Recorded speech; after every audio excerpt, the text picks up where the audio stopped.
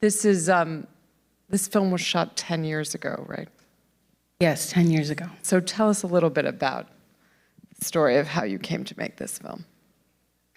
I graduated from UCLA and got a Fulbright scholarship to go to China and make my first feature-length documentary.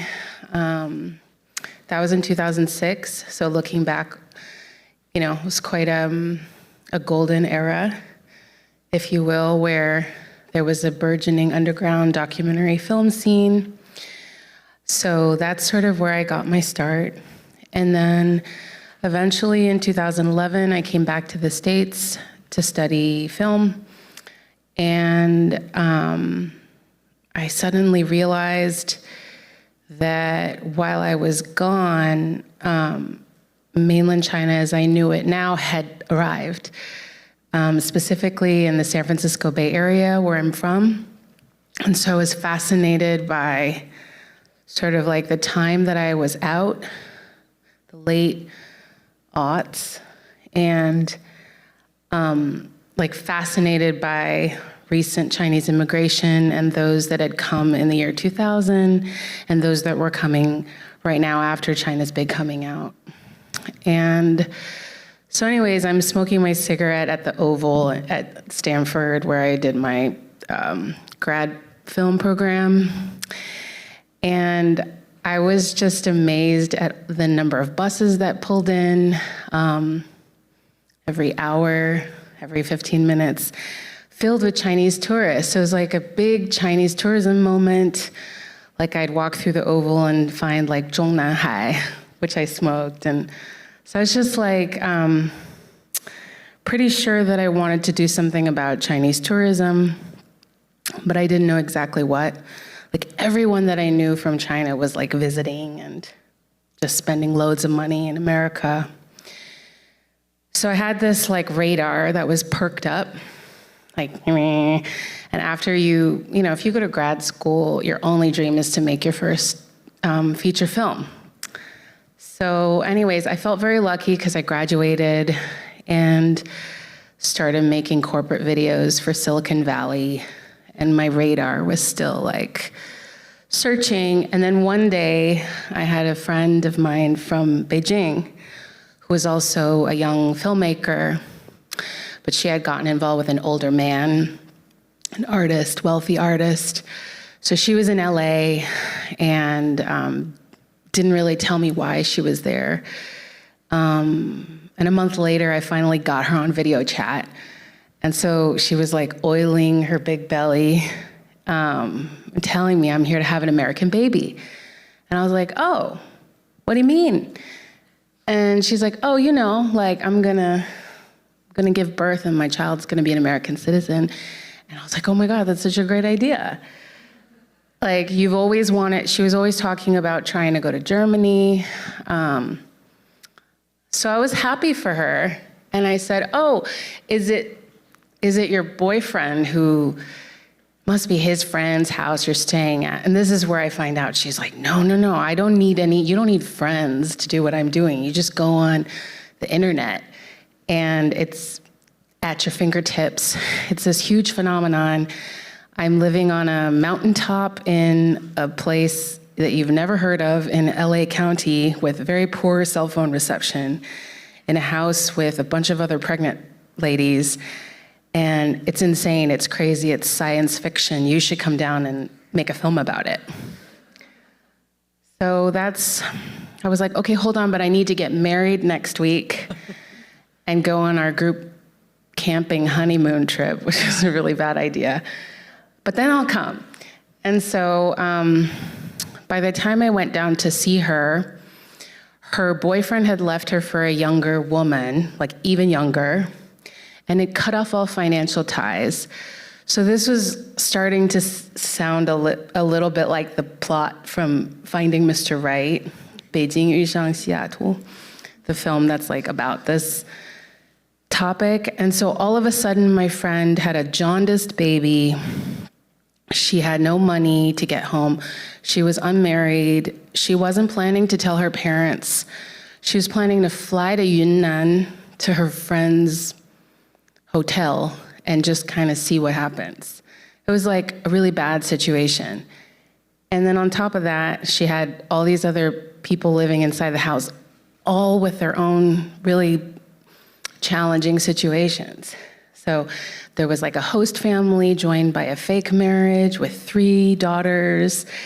They had a sexy older sister who was single and like definitely looking for someone and always coming downstairs looking all decked out. There was like another family joined by, like with daughters, 16-year-old daughters from previous marriages, but they were there to have their American, you know what I mean? There was like so much happening just under one roof, and from the outside, it just looks like a beige stucco suburban tract housing. So we took a walk in her neighborhood at dusk when pregnant women want to leave the house to, get some fresh air and exercise and walk that baby out. And she was pointing at all the houses, right? And they look like nothing on the outside, but they all had a minivan in front. And she's like, oh, this one's a maternity home, this one's a maternity hotel.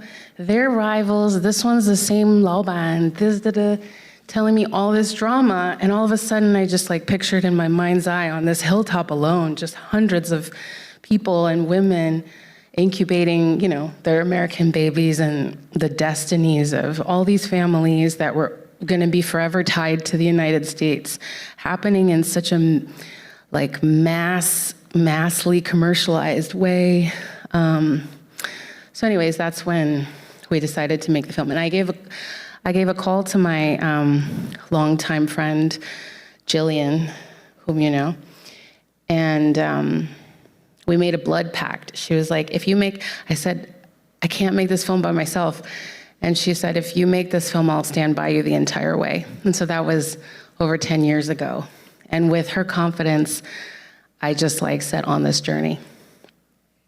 And how did you, there's so many reasons why the subjects of your film might not want a camera poking into their face or somebody asking them a lot of questions.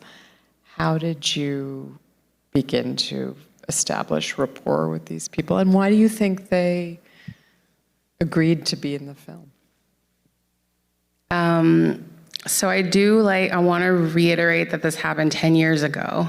And I also had the energy of a 31-year-old, very ambitious. And I was like, oh, you know how nobody has been able to get access into this story or world to film it? I'm going to do it.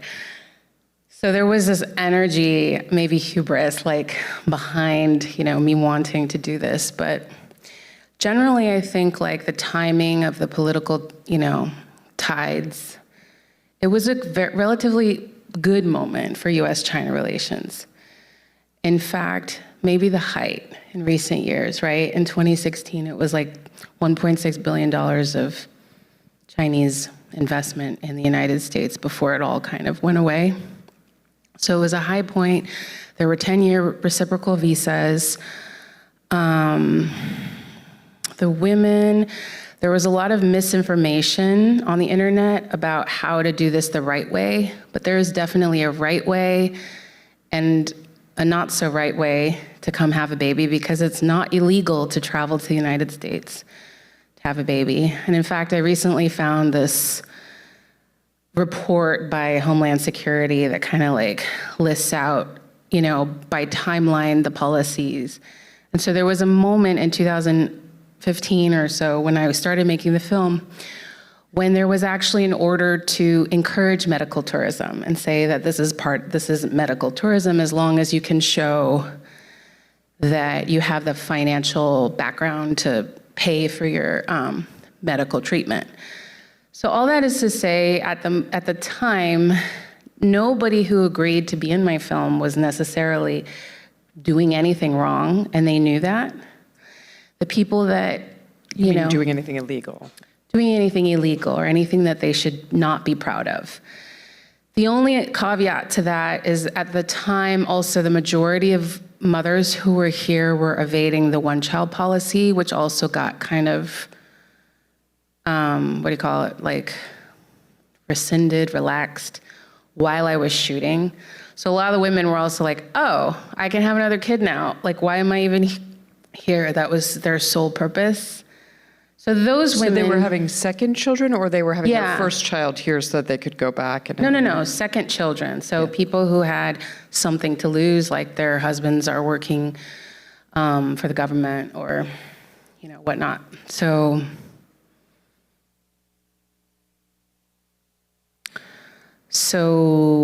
and then as far as my approach, it was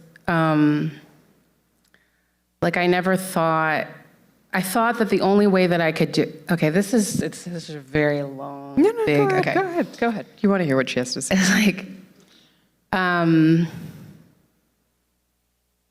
man, I lost my train of thought. One child policy.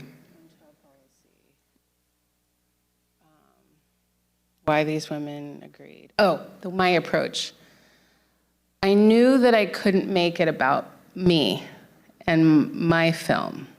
Like, I knew I had to risk all my time and investment, and like that it couldn't be about, hi, can I make a film about you? It was not about that at all. It was like, can I meet people? Can I connect with them? Can there be an honest chemistry and connection? Can we be friends?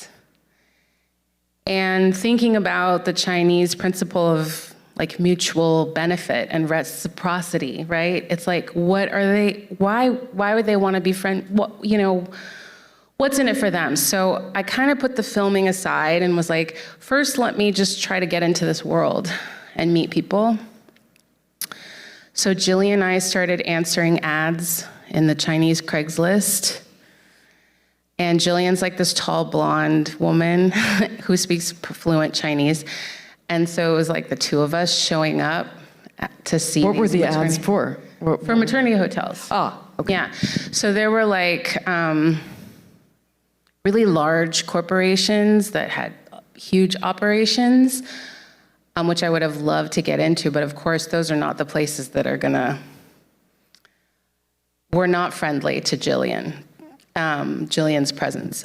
And then most of them were mom and pops, like Sling, Sam and Sling. So we would go, and actually I had the perfect cover because my cousin, distant cousin from Hunan, was asking about it. So I was like, oh, hi, I'm an ABC. I lived in China. I speak fluent Chinese, And then, can we come look at your house? Because my cousin wants to come. Perfect. Like, they were like, welcome. And then as soon as they saw us, they were like, oh my God, you guys speak English? And really just wanted to, and you speak such good Chinese?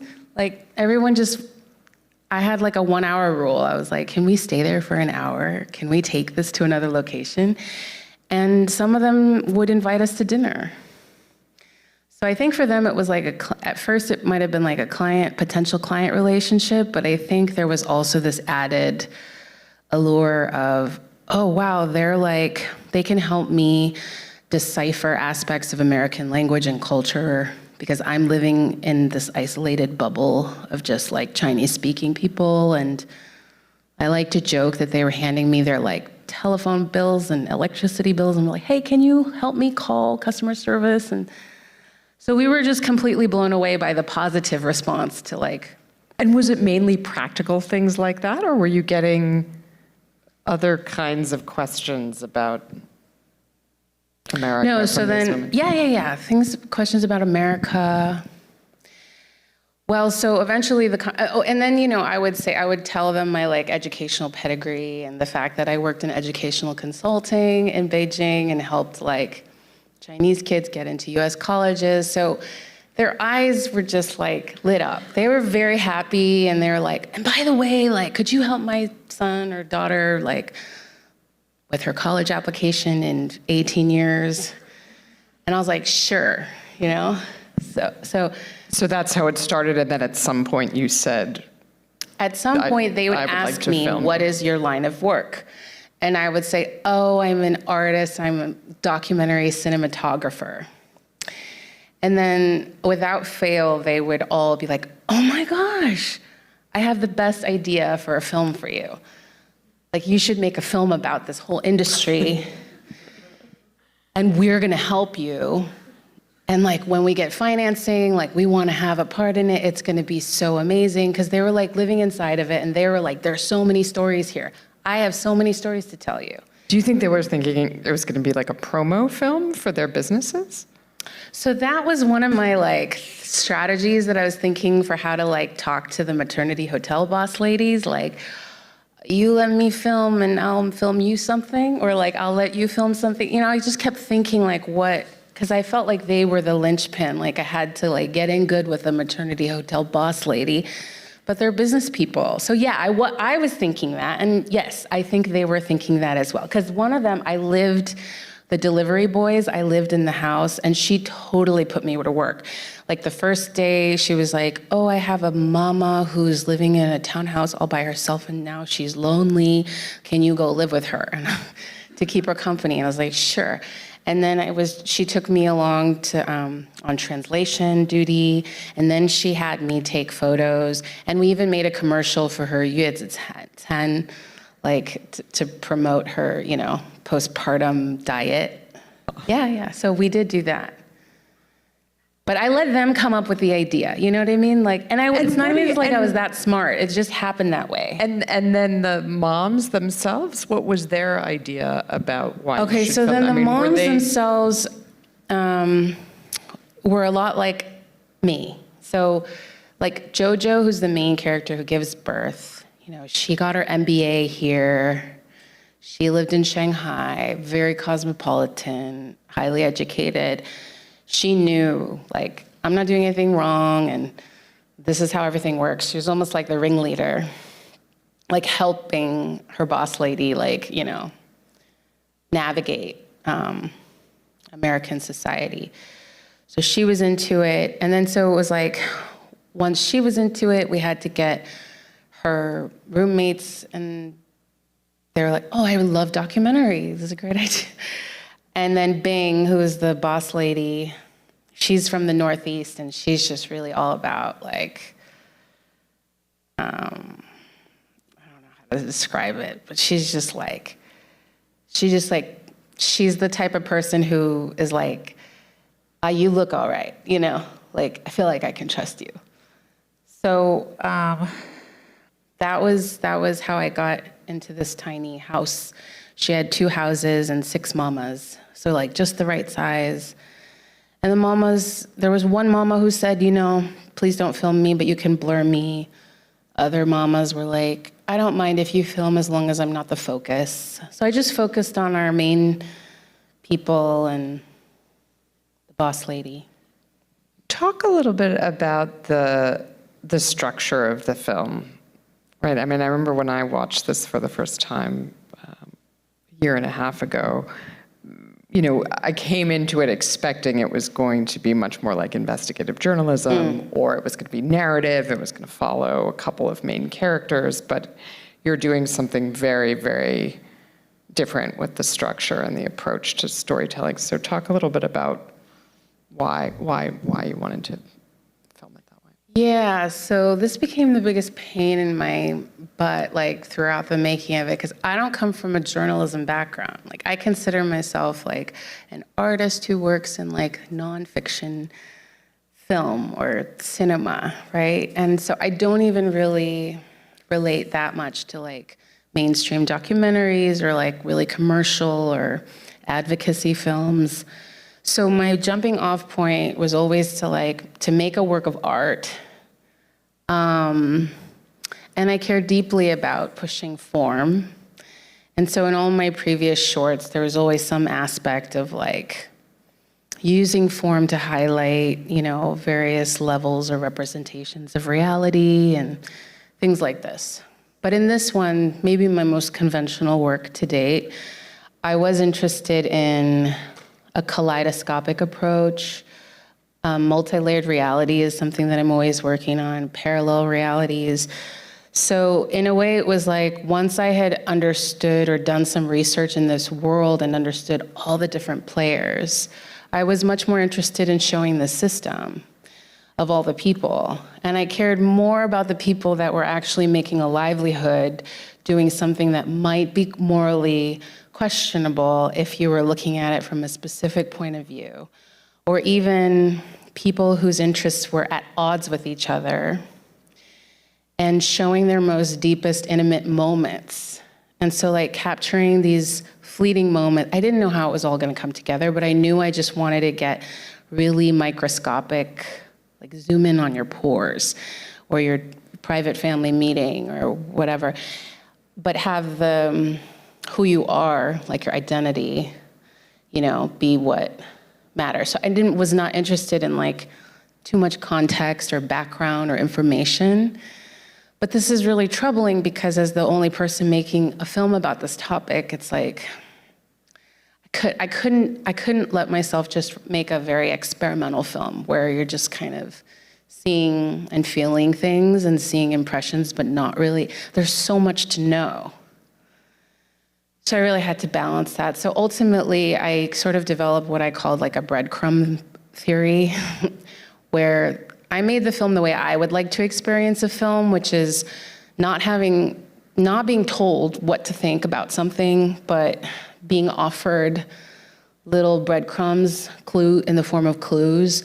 And I was very interested in associative thinking and how, like, why is it that a novel can have multiple characters and each chapter goes to a different place and location, and we can't do that for documentary, you know? Why can't we have like a chapter-like structure where we're zipping through time and space and we're kind of entering into a specific circumstance, like in the middle of it happening, and then things sort of accumulate and add up. So I worked really hard on like the questions that are posed and then how it moves to the next thing that might sort of expand or complicate what you were thinking about, but then the answers only sort of start to come through the accumulation of all these hints and clues. So I tried really hard to make something where the meaning would come out of the sum of its parts. And that the narrative would be driven by a more emotional journey that the audience is feeling as they're receiving all these bits of information through like eavesdropping or listening. You're like, oh, I didn't know that there was that to think about. And so there is a narrative design in terms of how your feelings are, and your feelings about the characters in this industry are kind of going on a journey. So I first saw this film a year and a half ago, in what feels like a very different America. And actually, it's interesting. I expected, given the approach of our current government to immigration and to immigrant people, and to, I guess, specifically the question of birthright citizenship, I expected it to feel very, very different to watch the film now than it had a year and a half ago. I actually wound up feeling like, on second viewing, that it's much more a film about China at a specific moment than it is about America. But I wonder, you know, how it's felt, like how your feelings about this film and what it is doing in the world have evolved as, you know, as the political environment in the United States has changed around it. Is that something that you think about? And how has it been received kind of over the period of time? You've now been showing it for about 2 years, right? Mm-hmm. Yeah, and this is the last screening that I'm doing. So thank you all for coming. This is my last Q&A, and then this is my dream venue, and yeah, you're my dream audience. I mean, I can't escape the present moment. Like I said, it's like it takes 10 years to make a film, and things are different throughout every stage of making it. So Relating it to current events is always going to be sort of different. Like, I started making the film and then Trump came into power. And for a time, it was really hard because I was fundraising. So I've had to deal with a lot of people's fears about what my film could do. And it was honestly quite demoralizing, you know, as a young female filmmaker, you know, making her first feature-length film, to just sort of grapple with all of this like mistrust and all of this fear that people had of what I was doing. Because maybe they imagined that I was doing something different than what I'm really doing. What do you think the fear, I mean, explain that a little bit. What do you think, or what I did think people say are they were afraid of? that the film is journalistic, it's an expose, it's going to make Chinese people look bad, it's going to make Chinese people into targets. I mean, I don't know, you guys just watched the film. I kind of feel like it's quite the opposite. And in fact, like, I hope that people would sit and actually watch it, because the message is not, you know, people taking advantage, but like, look at this dream that turned out to be such an illusion, and look at the reality behind what it means to give birth, much less in a different country.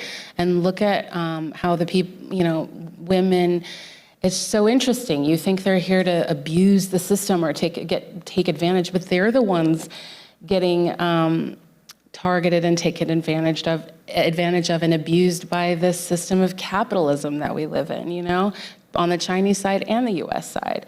So just trying to flip the script a little. So it's always been that, and it's always been like, the other reason why my characters were, there was a give and take, right? I was there for them throughout their whole process, and they were there for me on my pipe dream of making a film. And so in a way, it's like, I was just super transparent about what I was doing. I was like, this is a work of art. It's not a work of journalism. It's not gonna be like massively popular. It's not gonna, you know, I was very clear about what it is and what it isn't. And I feel like I've never sold them out. And I always wanted to make a film that Chinese people would watch and be like, she didn't sell us out to some kind of Western narrative of China. So in all those regards, like, I feel, I mean, what are these fears? It's like, should I not show the film? You know, like, are we at the point where, I mean, I don't think this film is gonna make anything worse happen that's not already happening, right? But I also think there's like an overestimation of the power of my film. And the other thing is, like, I do hope that the film is like, lives long, you know? That it has relevance for a long time to come, and not just of a single moment. Because it's about the humanity of the people. It's not about this moment where we're dehumanizing each other and judging each other and hurting each other. And Have the subjects seen the film? yeah. Well, the ones in China haven't seen the full film, but everybody's seen their part. Uh-huh. Does that make sense? Yeah. But they all know about everybody because they're so involved. It's like the other selling point was like, you're not the focal point of the film. There's all these other people. And so they all kind of were like really caught up in each other's stories, you know? When they were like, oh, you're filming the woman who like lost her baby, or you're filming the couple who actually decided to stay. You know what I mean? So they were really invested in each other's stories as well. I think the only shocking part was like the town halls. They weren't expecting that. Because that wasn't something that they That's not knew something about. that they knew. Yeah. No, and that was the other reason why I put it in there, was because I could have made a film completely from their perspective, Yeah. but they were living in sort of this bubble of like not understanding, you know, how what they were doing was getting received by the local population. So that was something that really struck me on this viewing, is that actually those town halls, you know, the reactions are hostile to some extent, but relatively mild, given what you might expect based on what's happening in the country right now. I mean, it does feel like it was a very different time. Yeah. I had some fears. I was like scared of like, I don't know, some crazy gunman. I don't know. I was scared. It's scary. Living here is scary. Being a person of color is scary.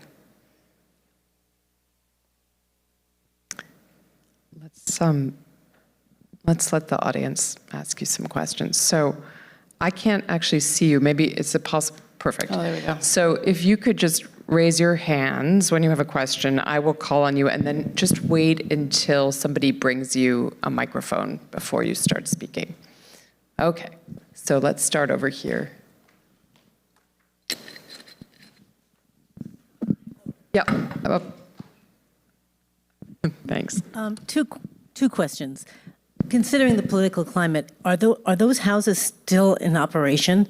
I mean, can these women actually come over here with? No. I figured. No, this practice really stopped operating at this scale almost totally by 2020, by COVID. I figured. And my other question is, have you kept in touch with some of these women? I'd be curious to know whatever happened with the woman who lost the baby and. Yeah, so she actually had another baby. I was hoping so. During COVID with the same man. Oh, really? So yeah. In China. In China, in that apartment. Wow. Worked out. Bing is now a blackjack dealer at a casino.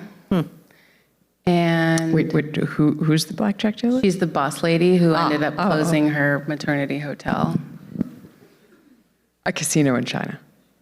No, here. Oh, in the U.S. Yeah. I don't know where exactly, but somewhere, near where she lives. And then Sling and her husband are still living separate lives, but married. And she actually got to go back to China after she got her green card. She went back for a week and came back pregnant with another kid. So there was a time when she was doing 2 boys by herself, and then her mom came and took the baby back to China. They're from Wuhan, and then COVID happened, so then she didn't see her baby for a really long time. Yeah. But she had Daniel with That her. baby's living in China with his grandparents. Sam is kind of a poopy dad. He's not really there, all that present. And yeah, she's just here working in customs, helping shipping companies do import-export stuff. And the little boy who's in the film, Daniel, he's He's here with her. 11, yeah.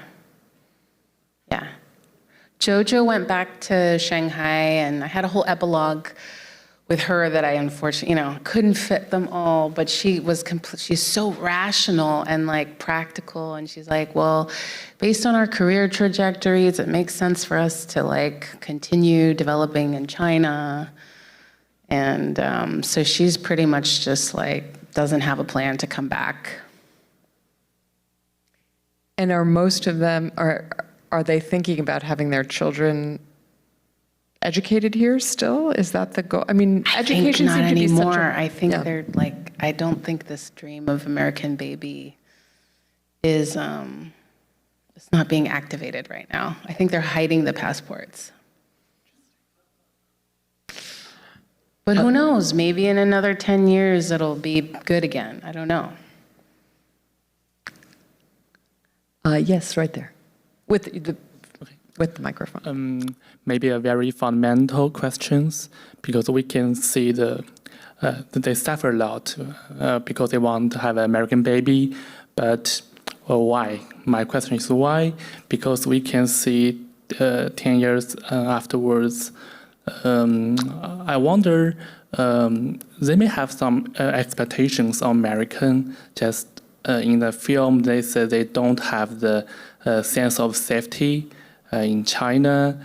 Although they are well educated, their husband have very high salary, very high social status, but they don't have the sense of safety.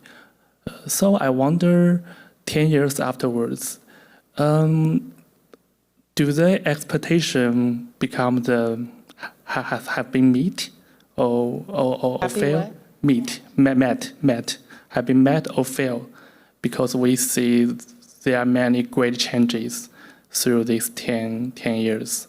Whatever about the relations between America and China, or the political situation in America.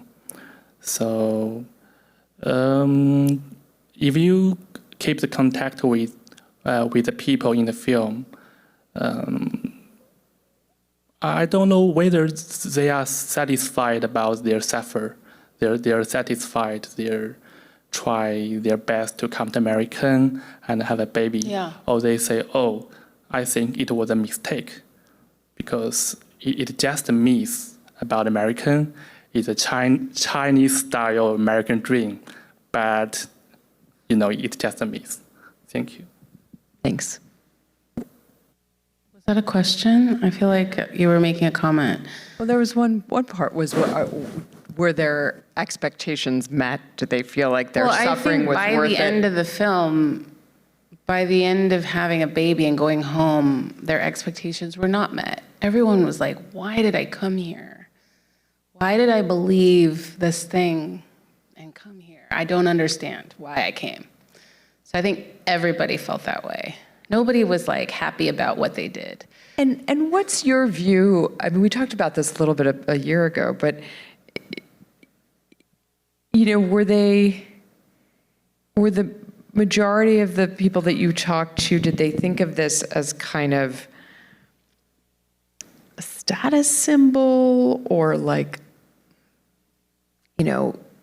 something akin to having, the top of the line baby gear, or, like how many steps ahead?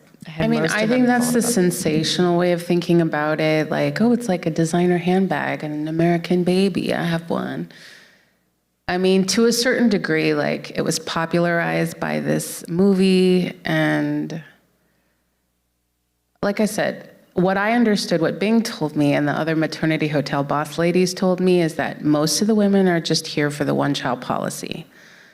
So what I thought was really interesting is it wasn't like approaching the United States, it wasn't like approaching the American dream so much, it was like evading a policy. Like I can't have another child. So that was interesting.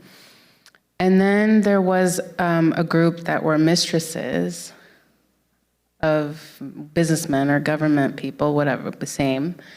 And they came because they can't otherwise, right? You can't give birth like legally. And then there was only a small, and then there were like career women, like who were single by choice, single moms by choice. There were those too.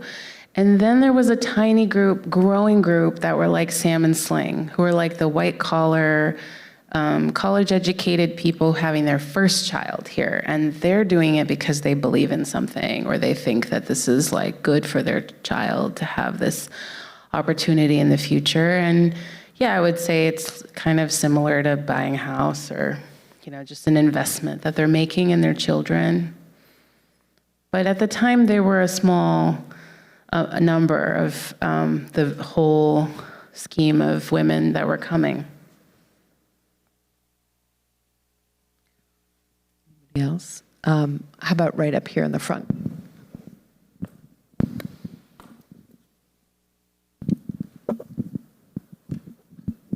Hi, I'm interested in how did you get permission to shoot in the hospital? Yeah, so I didn't. I didn't get permission to film anywhere because I'm not allowed to film like in Babies R Us or Costco or Target or hospitals. The way that we worked around it was, there's HIPAA, so obviously inside of each patient's room, you're able to do whatever. And I usually was there in a companion role. So they were like, we were not like, oh, she's making a film about the Chinese birth tourism. No. We were like, oh, this is her friend and she's filming the birth. Is that okay? So, we tried. I don't remember, but by the end we're not telling the people. And then the nurses would give me their contact information. I would ask for the nurses' contact information. They would say, just don't film the nurses. But like the Nigerian nurse was super kind, and she was like, I don't mind. And so I got everyone's phone number and followed up, and if they're still okay with it, then they were like not blurred, but if I lost contact or whatever, they were all blurred. This is the theatrical version, by the way, which not everybody gets to see. It's a DCP and it only shows in theaters. The version that's like, that was on PBS and the one that will be released, because we'll be putting this on iTunes and Amazon later this summer. But that version has a lot, like a suite of blurs and bleeps, so like nobody's identity, nobody's real name, just out of an overabundance of caution. And what, because it's so readily, I mean, we explain that distinction.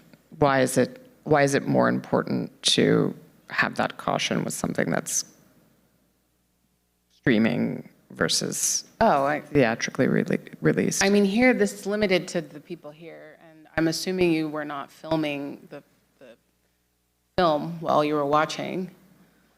But once it goes on the internet, it'll kind of make its way. It'll probably be pirated for China at some point. But we've like tried our best to kind of keep it really low key. Yeah. The other? Yes. Thank you for sharing this story tonight. And I'm wondering, because it seems like for the shooting part, it's like maybe 1 or 2 years. And you said it's like 10 years project. I want to know if you recorded in like during the time of like for the post-production. And the second question is about, do you feel still like have the passion to do like another project, like the long left project?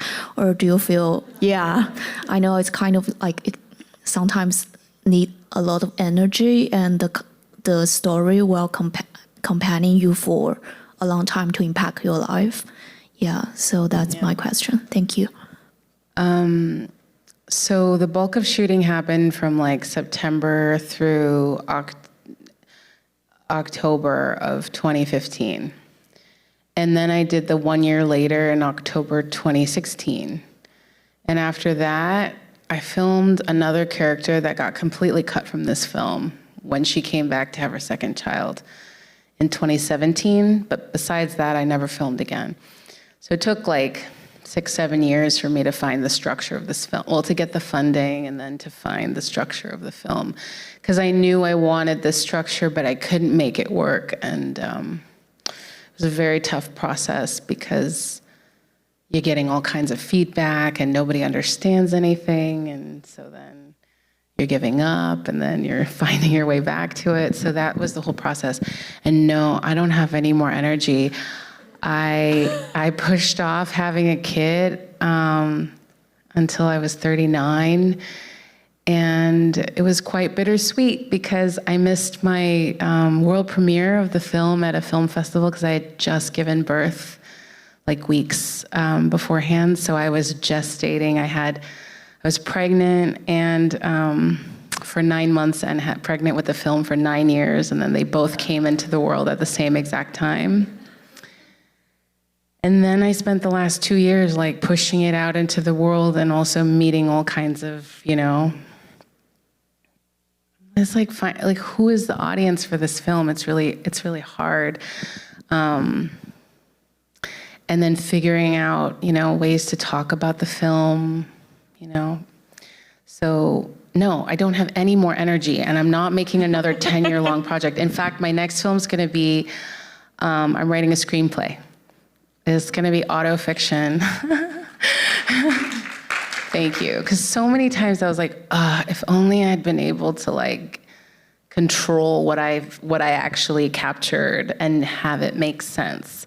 So much of it didn't really make sense, so piecing it together was really painstaking. Never again. And I said that I gave all my 30s to this film. So this was like the big thing that I did.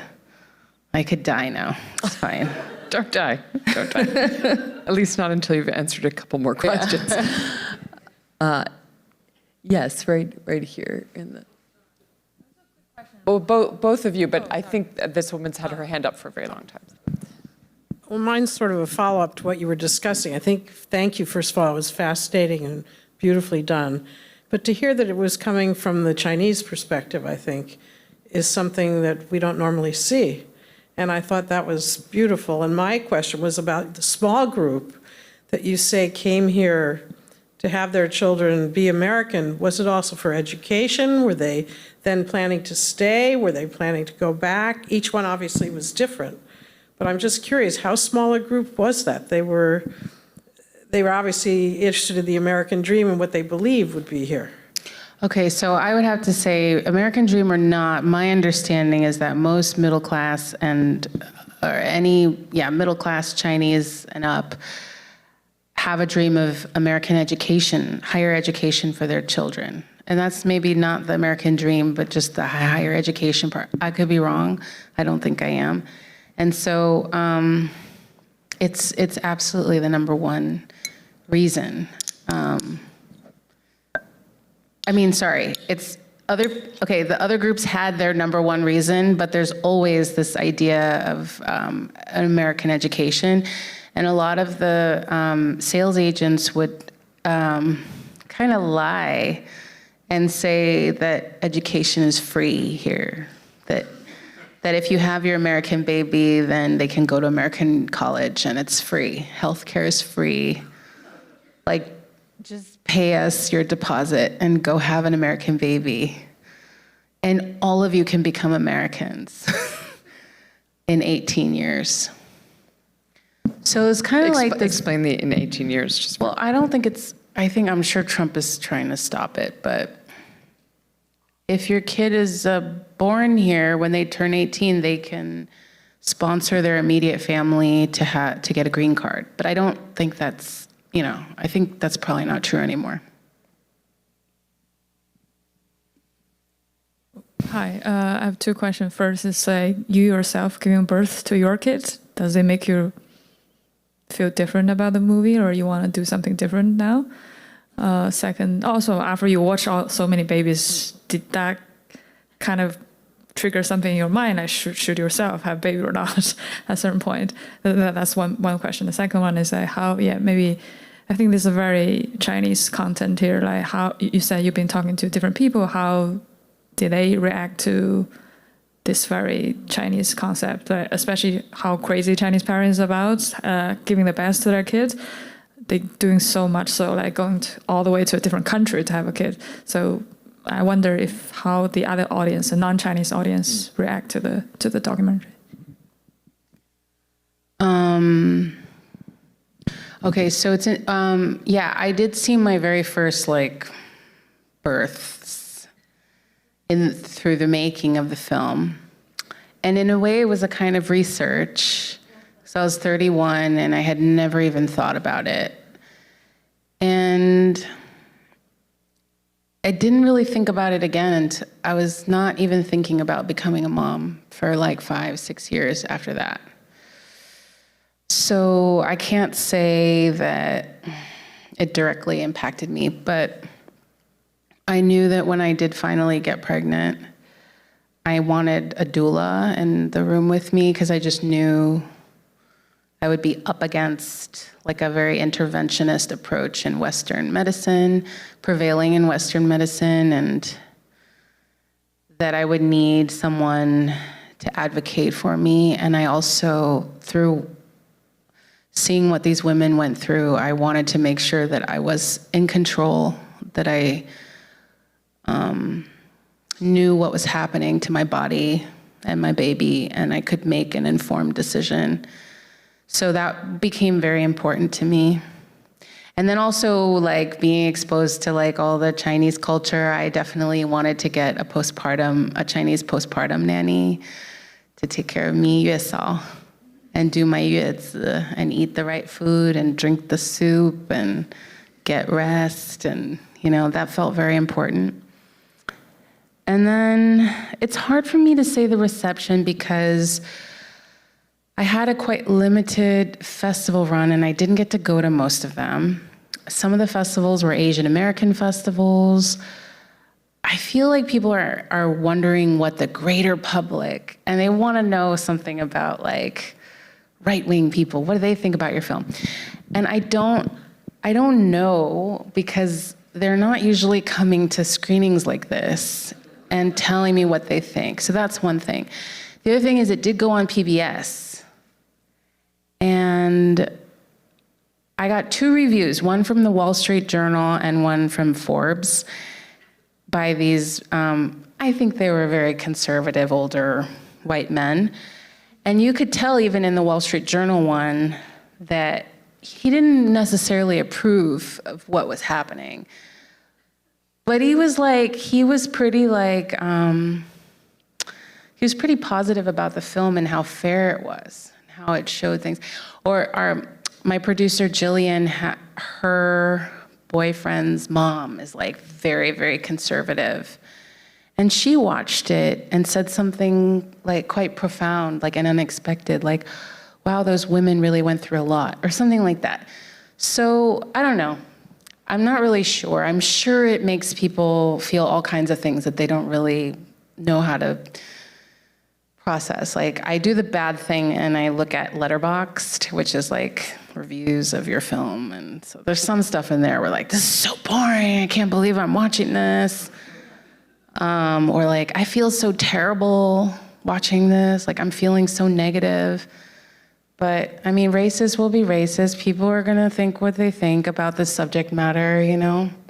But I think if you actually watch the film, it might change your mind if you were coming into it with like some preconceived judgment. I think we have time for, we have time for just one more question. We've got 1 more minute. So anybody who hasn't yet asked a question? Yes, right here in the middle. Thank you. I'm honored to be the last question. Thank you for this film. I grew up in San Gabriel Valley, so I knew a lot of those places, a little too close, I would say. I have 2 questions, actually. One, I guess as an ABC, did you always know that you wanted to make a film around China, or how did you arrive at this subject from an identity perspective? And then my second question is, do you have I guess we talked a little bit about like audience. Do you have a preferred audience of who you would like to show the film to? Great Thank you for being the last question. That's amazing. The first question was, oh God. I think, you know, my identity drove me to like after college want to go to China. So it's not like I was an ABC and just stayed here and decided to approach China from here. It was like I decided to go to China, and it was like a very exotic foreign place to me because my mom was born in Taiwan, and I don't know, I was living in like Harbin and Beijing, so they were like very different than the Chinese culture that I grew up with. I was, so I knew I kind of told the story at the beginning, but like in my lifetime, you know, the power relationship between US and China had changed so drastically. When I was like 6 years old, my grandma, when China opened again, and my grandma actually was able to go to China for the first time, she would bring like suitcases full of all of our secondhand clothes and bath and body, like soaps and stuff, and be like, they really need it. They're so poor. They don't have anything. Like I'm the well-off, like overseas auntie. And she would go back. And I think it wasn't a few years before they were like, oh, auntie, we don't really need your stuff anymore. Like, you don't have to bring this stuff anymore.